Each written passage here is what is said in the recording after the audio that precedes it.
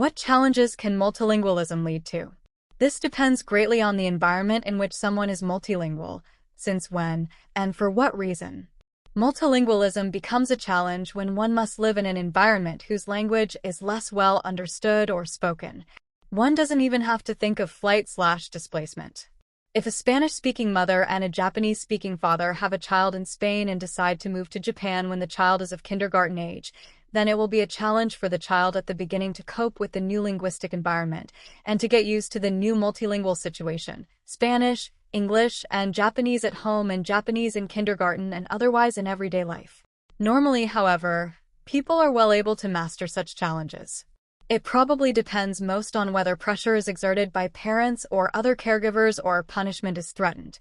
If a child is supported and encouraged, then they can usually master this challenge well.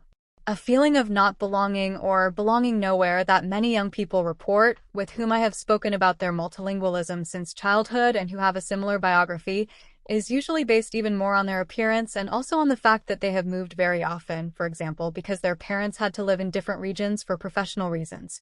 They stand out in the repeatedly new environment. It doesn't matter how well they can express themselves linguistically. So it is a multi-layered challenge, and there is also the external evaluation, or the supposed external evaluation that multilinguals must deal with.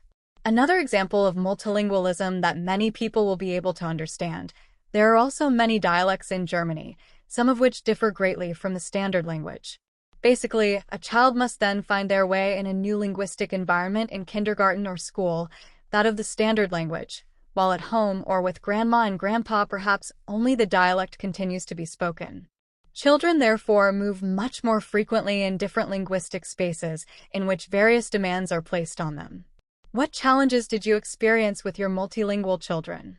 Did you face any hurdles being multilingual in your daily life? Let me know what helped you to cope with your challenges.